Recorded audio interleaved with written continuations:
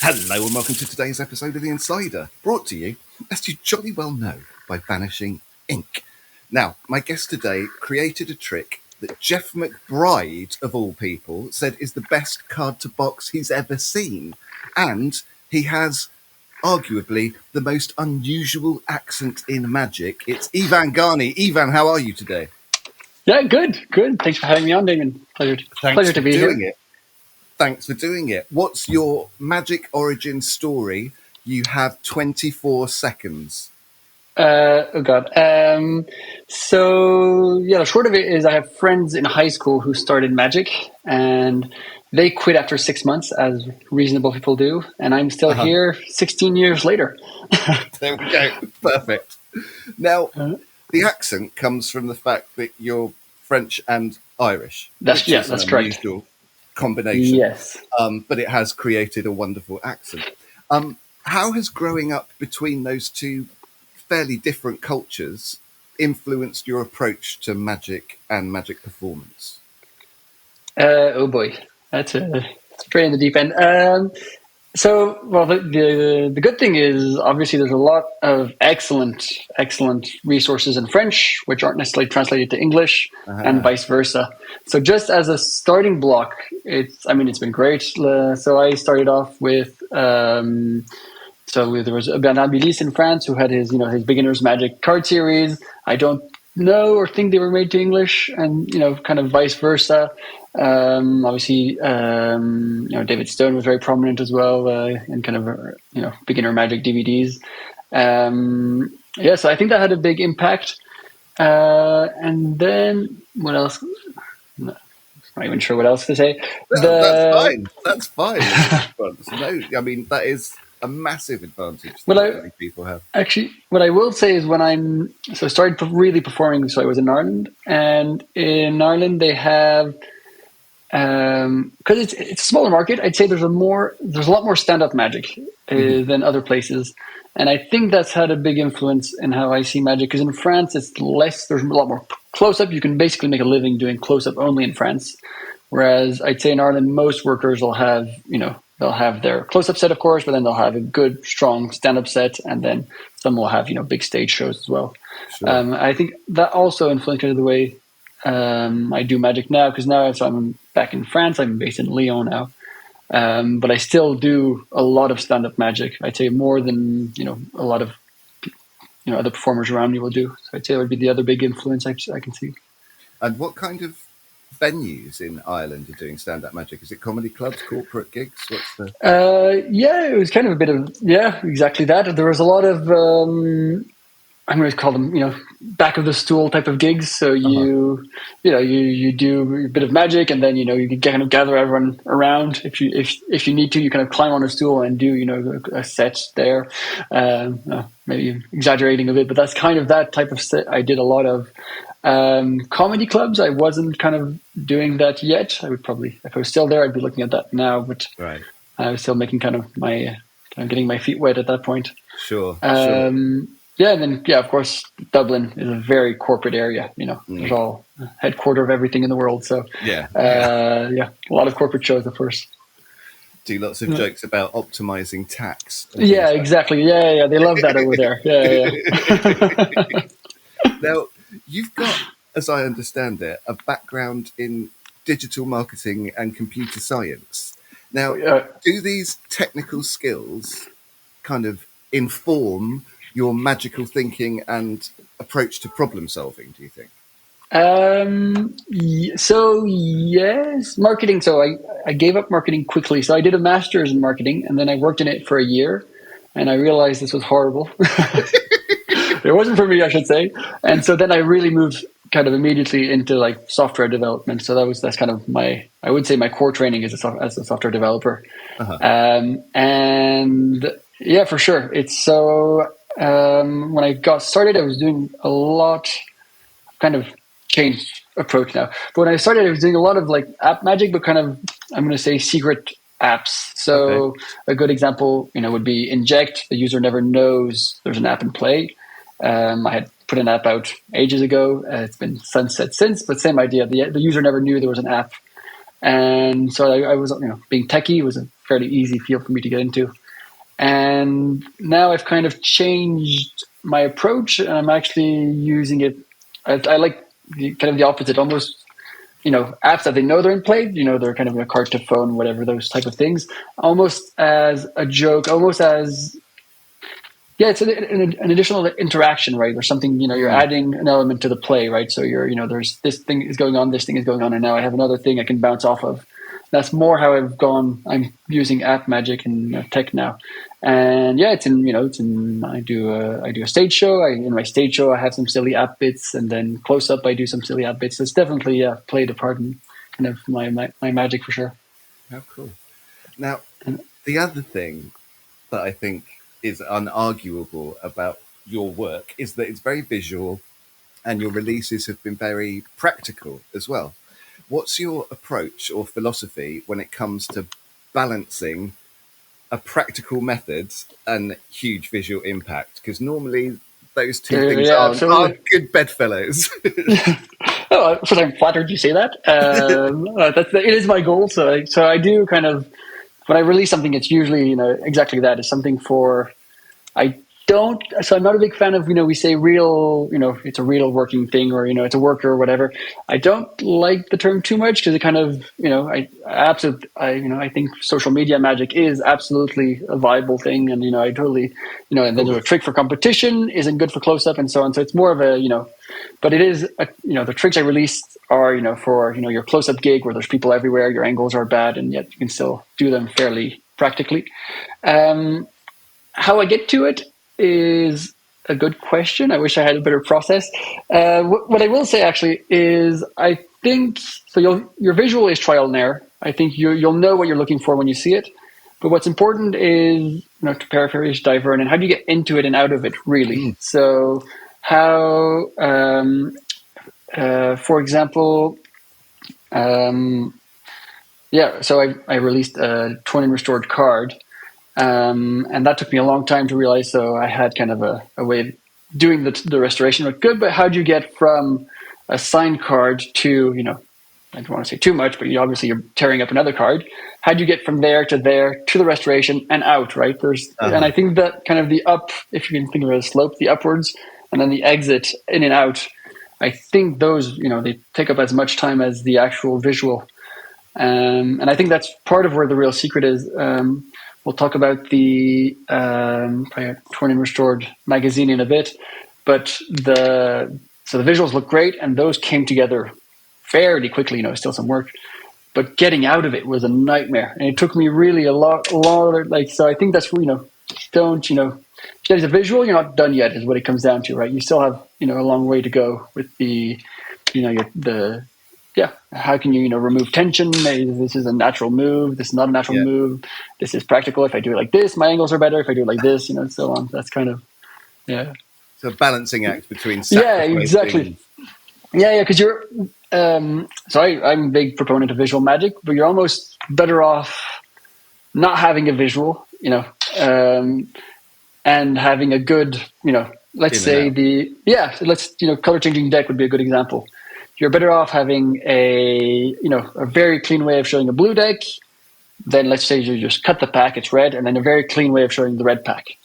That would be better than a bad display at first, a great color change, and then a bad display, right? I think that's the wrong compromise.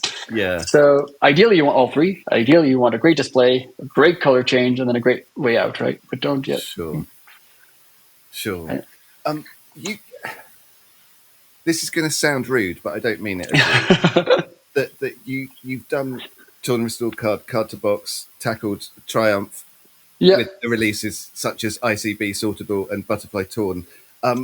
What gives you the kind of audacity to tackle these old classic plots? What are you looking at it and seeing? There's a problem no one's solved yet, or are you thinking I want to play with this classic? Like what? Yes, I see what you mean.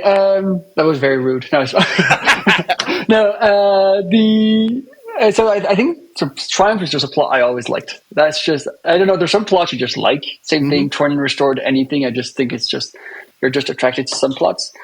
And Triumph, that was kind of where it started from, actually, because I remember seeing the first tutorials, it was basically the slop shuffle. And the text went something along the lines, or the script went something along the lines of, so I'm going to create some chaos with the deck, or we're going to create a mess, or, the drunk, this drunk person took my pack of cards. Yeah. But then it was really neat. They would do a really neat slop shuffle.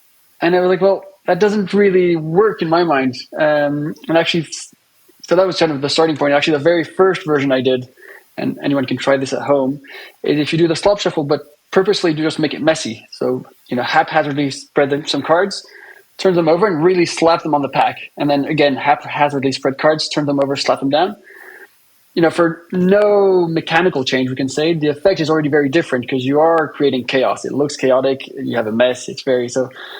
That was kind of my first step towards that. And then that was kind of it. I had a goal in mind. I wanted chaos. I wanted, how do you go from, the promise, I'm going to create chaos to, and then you create order from there. So that was that. And then, the tutorial was the same thing. I was just always a fan of the plot. I don't know how many versions I've learned. I did, obviously, I think, most people have done Torn by Daniel Garcia. Mm-hmm. Did that one. The other one I thought was great was Star by Dave Forrest. I might be misquoting there, but I think that's correct. Also a great, completely different way of thinking, but also excellent. And in that case, my problem was, it may have been just me, right? I'm not disagreeing. But you're restoring a piece, which is great.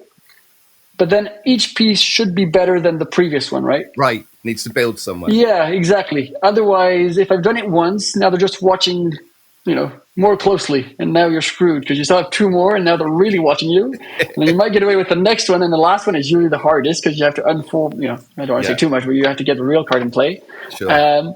And so I think unless you can really solve that satisfyingly, I think probably, if I was to go back to that type of piece by piece version, finding a way of, maybe a shuttle pass and putting it in the spectator's hands might be somewhere I would tend to go to because then it would be stronger and it would still kind of be a decent way out. And so, so that's why the version I put out was a single restoration based partly on that because then you can tear it up, you restore it, it looks really clean and immediately you can hand it out. So you're kind of cutting all those kind of what I felt was an issue I had with the trick. So long story short is that is kind of it. It's kind of what's the issue, but it's not an issue. It's what's an issue from my point of view. For you. Why is it? Yeah, exactly. Why for me and for how I perform is it an issue? Yeah. Even there are other great handlings out there. Same for Triumph. Same for all these. Yeah. Sure. Talking of how you perform in both French and English. Have you noticed that there is a kind of cultural difference? Do you have to change the way you perform, and what's that like? That's been huge. That's been my learning for the past year. So I started a theater run in a year ago, October 2024, and so basically I've been performing almost weekly in this theater. And firstly, just so I had picked up some vocabulary already because I've been in an English-speaking country for a decade, so that's easy. The vocabulary is easy, and then the humor is just so different. It's like French people don't really like puns is one thing, so that's gone, right? You cut out all your pun material because that's, and then that'd be a big one. They're also, I'd say in Ireland there's more of a culture of going to see shows, especially small shows. I think that's something we're more used to in Dublin. I might be mistaken there, but that's kind of how I felt about it. And that's a bit less the case in France. So that's also a bit different. Whereas if you're in a small room, small stage, the place I'm performing in is 50 seats, 70 seats if you want to create a fire hazard, but 50 seats.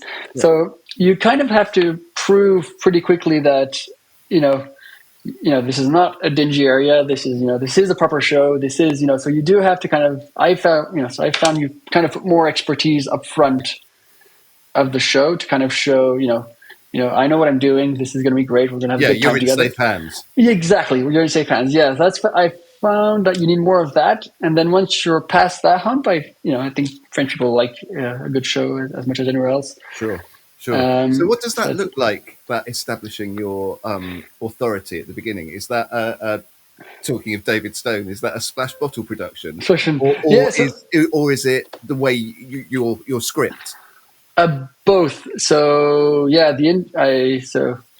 also that's the other thing.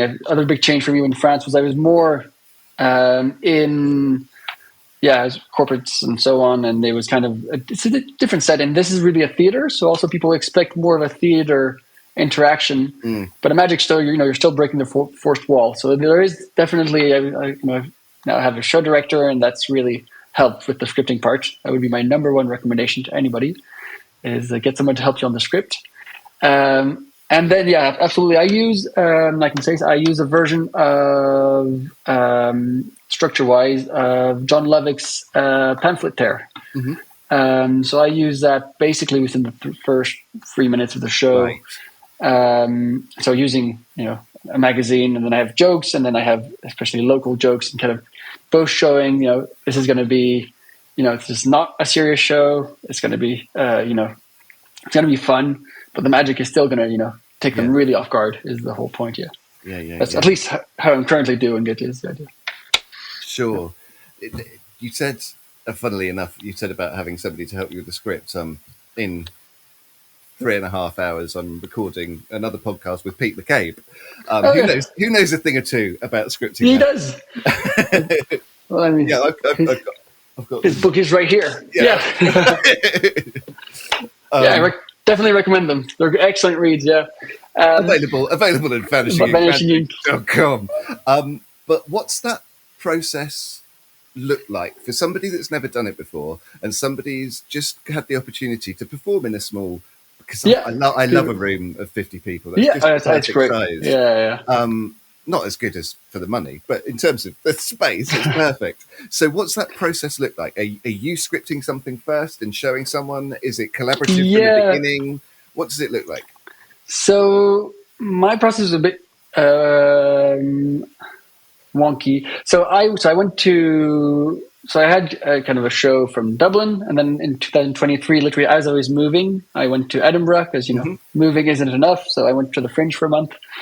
And then that was kind of a compilation of everything, kind of all my bits. So an English show, about 55 minutes, a very temperamental show that was funny. I think I have a trick that worked once in the summer. It was glorious.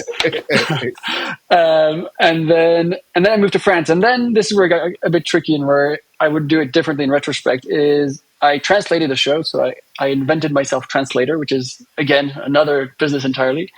And then I had the script, and then I changed a good 40% of the show from the Edinburgh show. And that's where, if I was to do it again, I would immediately, at that point, get some help. And the reason you need help in magic is we connect dots that a layperson won't. So we'll do trick, and here's a prediction I had inside the prediction. And then you're like, well, you didn't link, it might be a word or two, but you're missing that word or two to link this idea to your prediction. And you're really going from what makes sense and will really amaze people.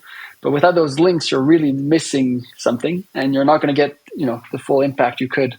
So that, and, I still struggle with that. So when I do something new, as I said, I'm working with a director now. And so I'll write a rough draft of the script. Usually I kind of shoot him a video as well, so I can kind of see what's what, and then he'll look through it and he'll improve it, and then he'll also make it sound nice, because as I said, my vocabulary isn't necessarily the most.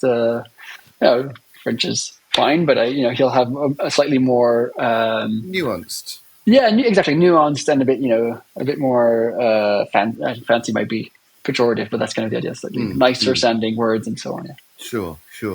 And with the going on to stage, did you if my research is correct, you had some theatre classes.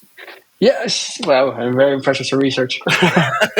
Do you think that's something, because we've had several people on the show in the past that have urged people to do that, whether Yeah, it's I think so. improv or community college or amateur theatre, whatever, any way you can get some help about just how to be on stage, which is that Definitely. something you'd recommend? Yeah, so I did three things. I did some stand up. I never got very far, but I did some stand up. Kind of basically got to the 10-minute mark. I had 10 minutes and then, or yeah, 10 minutes with some kind of comedy, some magic. And then I did some public speaking. Hmm. And if you want to meet some real weirdos, I think public speaking classes is a good place to be. I mean, we think we're weird at magic communities, we have nothing on those people. This is like a, Like um, out weirded. oh, we're absolutely out weirded. We need to up our weirdness game. So I did that, and then for my current show, yeah. So we're doing definitely some, yeah, exactly that, some theater classes. Yeah, I need more for sure. But yeah, it really makes a difference for just small things like things and things that you can't catch yourself. That's why it's important. For example, it's a magic show, so you go to the front row, you give something out, you come back, and then they're like, "Well, why are you looking at the floor?" And like, I don't know, I didn't realize I was looking at the floor. You're like, "Well, that looks bad. Look up, look where you're going." But you'll never know all these things yourself. That's why you need kind of, even if it's not a class, you need someone there to say, it'll Yeah, look better if you do this, it'll do that. So that's yeah. why I really recommend it. The other thing I recommend, which helped kind of me a lot, is if it's your first time on stage, this is going to sound horrible to a close-up worker, but do a trick that doesn't involve anybody else on stage. Because Hmm. we're as close, so I went from close-up to kind of small stage, and we're desperate to get someone, okay, I'm used to having people next to me, we're all Yeah, close, shoulder to shoulder, and we're desperate to get back into that situation. And I think you're much better off doing, whatever it is, do a rope routine, do an invisible deck, do that type of routine, because you'll learn really quickly how to be the biggest thing on stage, and that's what you want. You really want to be, there, stable, you're on stage, and otherwise you're kind of still in your close-up world, which works for close-up, but doesn't necessarily play well to the stage, yeah. or it's not as easy to make it play well to the stage, I should say. Absolutely, absolutely. And It's been if people aren't in the luxurious position of being able to have a professional director or writer work with them, is it? Do you think the same thing could just be found from a friend? That if so you've got a uh, trusted friend that they can just say, "Oh, you flashed that," or "That doesn't make that sense," or that kind of thing. probably. I will say actors, like magicians, aren't the busiest people, so you will likely find actors with a good amount of time on their hands near you. That is, That's and if true. you're, I just so the guy I'm working with called Yvan. Anyways, I just met him because he was in the same place I'm in. So it's just if you're, so I kind of knew him as we got started. And so that would be my first recommendation: is if you're always in a comedy club, look for someone there. Look for whatever. A friend will help. I think the problem, then you need to do some filtering, because magicians, we love giving feedback, especially we can't help but say method as well as everything else. So it'll Yeah. be, that was good, script was good, but you could also Hmm. load a second lemon under the chocolate, and then you're off topic, right? So I think that's where it's a bit tricky. So but if you can filter, absolutely, I think people, as an external pair of eyes will see. Yeah. um Yeah. That's what I was just trying to get. I think I wanted to see whether you agreed, but I think almost any, if you can't yeah. afford to Mhm. pay a professional, almost any other pair of eyes is Yeah. better than no. Oh, absolutely. Oh, you need. I think, yeah, I'd go as far as saying you need a pair of eyes before going on stage. Mm, So I think that's kind of the mistake I made when I moved. So as I said, I had a pair of eyes when I went off before I went off to Edinburgh, and then I translated the show and changed a good amount of it, and didn't get a pair of eyes in soon enough. And that's why I would, as I said, if I was to do that again, as you said, even a friend, anybody, get a second pair of eyes on that. yeah. You will have to get past the awkwardness of performing to nobody in your living room. That's Hmm. just unavoidable. Just do it to just your friend, but it'll help. Yeah, a lot for Yeah. sure. Now, with some of your releases, you had talked about the importance of getting something to chest height. and I can see when you're playing for a small theatre with 50 people how important that is. With talking, you ready? Talking of things that could be formed at chest height, your new release, Don't Blink, is coming out very soon. Tell us about it. I'm super excited. Yeah. It's a Torn and Restored magazine page. And as I said moments ago, it's the current opening of my show. So I definitely do stand by it. And yeah, so what can I say? Well, the reason there are loads of, especially Torn and Restored newspapers. But the first thing I wanted, as I said, that's having a vision, kind of the creative process, is having a single page. Because for me, it just feels more deceptive. If I can show you a page, tear it up, restore it, show you on both sides, there's nothing there. It So feels when lighter. there's multiple pieces, you could almost hide. You could Exactly. They could probably think Probably of something. Yeah. And it just, even if they don't think that, just by the nature of it, it makes showing all the pages harder because it's just harder. So you're adding process and trying to show, 4 pages every side. So one page, show on this side, show on this side, tear it up, restore it, show it both sides. So that was a goal. The other one was Torn and Restored magazines. They're like the double swinging pendulum. It's if you tear it wrong, it's going to get worse and worse. Right? You tear it wrong the first time, you're like, oh crap, and then you tear it again, and then it's even worse, and it's going like worse. So, anybody who's kind of done that will know what I mean. And so that's why I wanted. Well, how can I have really simple tears? And so for that, firstly, a single page helps a lot. And then there's only 3 tears in my handling, whereas other versions will have 5 tears, 6 tears. It can go really on. So again, that's really nice. You go tear, tear, third tear, and then you're restored and you're out. So that was the kind of the other thing. And then, that was the kind of the vision. And as I said, I perform it under the structure of, it was inspired by John Levick's pamphlet tear. So he's published that as well. You can look it up. And so I wanted a magazine that would fit nicely into this structure, or a magazine tear that would fit into the structure. You can you can perform it on its own as well, and I've done that lots as well. But that's kind of what I was looking for this routine. And so, I'm really happy with how it came along. Had some great help from Tim at Vanishing Ink, who's great, put some great input as well. So I'm aware the reason I say that is because I'm left-handed. So Tim's also put his brain cells to work to make it perfectly fine for right-handed people as well. So that was fun. I'm trying to work out what we can talk about because it's only listened to by magicians, right? And so it doesn't really matter. And I think we can touch, if you're comfortable, because I think this is the thing that stood out as me as being really cool. So let's talk about it. Only magicians can do it. That with a Torn and Restored, you have got torn bits of paper that you need to get rid of. And the most popular one uses soft wire to fold the bits into place. And what you've done, and nobody's going to be able to make this, so it doesn't really matter. But what you've done is created a gimmick that is never seen, that will use magnets and inertia to seal the piece. Exactly. Yeah. Now, this makes it incredibly easy to do, incredibly visual. And the gimmick is something that nobody's ever going to see. It's never in play. It's invisible. When you realised you wanted to do a Torn and Restored something, you obviously knew about the other methods. So how did you go from other methods to clever closing magnetic thing? There's kind of 2. I'm a big believer in, if you're trying to look at something, kind of look at the family tree.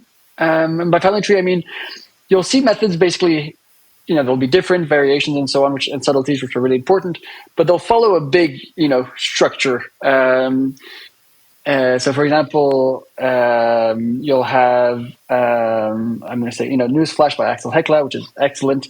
You can put it on the similar family tree as you're saying, the one by, I've lost his name, with the wires. I didn't say his name because I'd forgotten. Is it Billy McCone? Okay. No, but it was. I need a producer to shout the name in my ear. So it's kind of it is a family tree, right? So that's the first thing. And in the non-flash restoration, so there were loads of versions out there published as well. And my first problem, which I was all every version had almost, was they would turn it over. So they would tear a magazine, kind of like you would for a bill switch, if I can say. So you would, but the problem with magazines is that they're a lot bigger and it's a lot easier to hide something if you turn it over, right? And for me, that was a big kind of tell. So you tear, turn over, unfold, unfold, unfold. And I'm like, well, I think you could probably backtrack that because if you're, so that's how I felt about it. And so I was like, okay, well, I want to get rid of that. And I want, as exactly to your point with the gimmick, I want the moment to be really framed, right? So I'm going to tear, I'm going to really pause. They're going to see the pieces, pause, they see the pieces, pause, they see, and then bam, then they're restored, right? And that's kind of where the idea was going for, right? And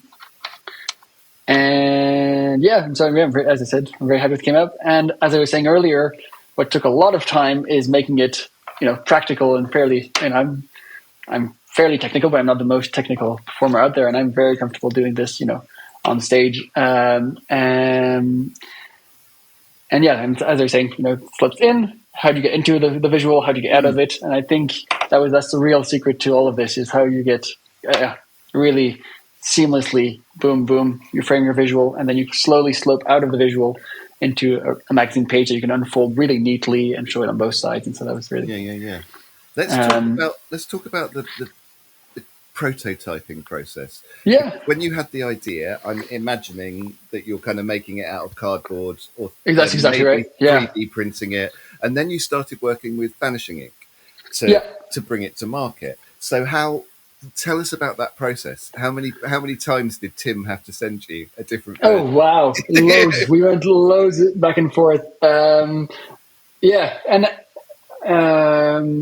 It's loads. We did loads of it. I don't even know how many. I don't know. So I'd already probably made, I don't know, 5. Let's say 5 prototypes. I'm not sure, but I had like 5 prototypes until I had something working I was happy with, and then we probably made another 6 with Tim afterwards. Really kind of nailing it down. Okay, on this, and then you need, as I said, there's some inertia, so the gimmick has to be this way, not this way, and so on. It's definitely a game of tug and pull, right? You're trying to make it as neatly as possible, but if you pull too much one way, oh crap, then it doesn't work anymore. So then you pull back the other way. So there's definitely some of that, Is that process frustrating or exciting, or both? Probably a bit of both. I'd say it's hard to say. Probably a bit of both. I'm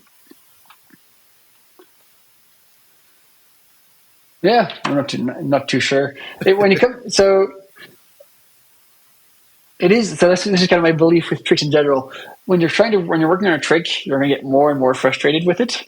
Mm-hmm. And the secret is you need to have a version that you're performing before your frustration. Your willingness to perform is like, let's say it's at 10, and if your frustration goes to 11, you're going to kill the trick. It's going to go to the bin, right? Uh-huh. So the trick is you need to get the trick in performance, before your frustration passes that point. That's basically how it goes, right? Or else, then optimize it. And then optimize it. Get an MVP out to the market and then improve it. Yeah, or at least on the market, maybe not, but in your show. Exactly. Yeah. Because otherwise, not to actually sell, but in terms of performance. Yeah, exactly. No, that's exactly right. Just good enough, but it's not there yet. But I can still do it.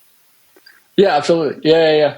I think I do think that's the way forward. Because otherwise, I think we're all the same. We all have drawers full of things where I'm going to do this, and then you're like, okay, well that never went anywhere. And it's because I think you piqued your frustration, and you're like, oh, I'm going to bin this, and then move on to the next bit. So that would be my. But no, overall, it's been great working. So, and I think I don't know the inside secrets here, but I think Tim joined roughly a bit before I started working with Vanishing Ink on this. I think is about right. Yeah, so, about 2 years ago, Tim joined. Yeah. So that's about right. And so, it was great. And so we kind of got started, and then he also has, on top of the magic, of course, the sourcing, the making, all of that side, which I'm very happy not to deal with. So that's good. Absolutely. His skill in that department is legendary. Exactly. And his patience with dealing with these people. Oh, I can imagine. Now, that you open your show with it at the moment. Yeah, that's But correct. do you think it is limited? Because I've got a view. Do you think it's limited to stage or platform No, performance? I think no. You can do it anywhere really. And what's really nice about it, that's the other thing I wanted, was it's done with a bifold. And so any bifold you have will work. So imagine it's you're at a corporate event. You have a bifold. Yeah, Sorry, audio listeners, I'm holding up. It's a double page spread of a magazine. exactly. Double space spread. Yeah. 2 And pages like that. and you can you can basically make any bifold work, which is really nice. So firstly, it's really practical. If you're going somewhere, you have a corporate thing, you can get the corporate brochure, so on. You can just use, I've used, everything. I've used Lidl pages. I've used corporate things. I've even designed a magazine. If you use Canva, it's really easy to design a magazine really quickly. You just send it off to be printed. And then you print it on A3, you fold it in half, you have a bifold. So you can really do what you want. And you can really do it, it doesn't have to be staged. It is a bigger piece. So you could do it table to table if you wanted to. I probably wouldn't. The angle restrictions. Yeah. You could do it with someone. You would be careful with someone behind you. 180. Yeah, a good 180. Yeah. Good, so that's 180. Good enough for any table or court rolling gig. You wouldn't want anyone over your shoulder looking down. Yeah. And it is, as I said, it's still, if you're doing it scrolling, you still have to have the magazine with you. But technically, you could is the point. Yeah. So, but I think let's be real, that probably most people that are into magic and most people listening to this podcast and most people that shop at Vanishing Ink are not professional performers. You can do it. You can do it for your living. You can do it if you're in front of your friends in the living room. Will be perfect, right? That's absolutely fine. Yeah. And in terms of difficulty, I'm trying to. It's just there's one tiny move when you. That's exactly. Yeah. And I'm going to expose the move. That move is basically that. Well, you can basically see it. If you slide your thumb, you can do the move. Basically, yeah. That's basically what it is, yeah. If you see you'll see it on the trailer, when you look at the restoration, the move I'm doing is not any more difficult than what you're seeing, really. As Damien said, you move your thumb slightly, but that's basically it. So I think, it's definitely within grasp. It's not like Raise Rise or a DPS. Yes, we're not in that level for sure. Well, I'm very much looking forward to seeing what people do with it. I've me too. Started learning it, and it is easy. Brilliant. It is easy and practical and fun. When the first time I did the flash restoration, I was like, "Oh, this is great!" Which is I like that moment when you're doing it, when you're just learning something, and you go, "Oh, that's great!" Yeah. I think you'll have fun definitely for people who enjoy practicing and looking at it in the mirror and stuff. You'll have great fun. I think. Yeah, for sure. Absolutely. I'm like that for sure. Well, I look forward to it getting to market. I don't know when this podcast is coming out. It might be out now. If it's out now, go to vanishinginkmagic.com and buy it. And if it's not, then set a reminder or make sure you check your emails because we will tell you about it. Don't you worry, your pretty little faces. Now, Yvonne, we are just about out of time, but we always finish the show with 4 quick-fire questions. Are you ready? Okay. Favorite pizza topping? Anchovies. Anchovies. There's Controversial. There's no judgment. Okay. Here, so it's a safe space, right? Favorite movie? I'd have to be Inception. That's great. Favorite person or people that make music? Ooh, I'd have to go for Ghost, the group. I've always been a bit of a closet metalhead. I highly recommend if those who don't know. There you go. And finally, who would you rather fight? 1 massive Joshua or 100 tiny Andys? Hard-hitting questions. Yeah, it's tricky. Yeah. Well, okay. I think so. Here's my thing. I think it's a bit of a trick question because Josh is basically a giant, right? Mm-hmm. So a tiny version of him is basically a normal human. Yeah. So I think I'd better off with the fighting the Andy then. I think that sounds more that sounds more feasible. That's very reasonable. That's very reasonable. If anyone listening to this, and people are in France listening to this, bonjour, where can they find, and they're in the vicinity of Lyon, where can they find information about this theatre show? Yeah. So well, there's two things. If you're in France, I'm lecturing at there's a conference every year called Le Diavol. It's in Lyon. I think there are still tickets to sale, and so I'm lecturing there on the 25th of October. So they can check that out. And if they're in Lyon for the show, it's every Saturday at 5, and they can look it up. It's called Le Délire des Illusions, and if you look up Magic Show Lyon, you'll find the show. It's kind of in first page of Google there, so it should be there. And yeah, absolutely, come along. I love having magicians actually in the room. So it's always fun to have, love chatting after the show afterwards. So definitely. Wonderful. So make the trip to Lyon, Frenchies. Off you go. It's a lovely town, city. Yvan Garmy, merci bien à vous pour tout votre temps aujourd'hui. Et j'espère vous avez une bonne rest of your day. Yeah. Merci beaucoup. Bonne journée à toi aussi. De rien. Bye bye.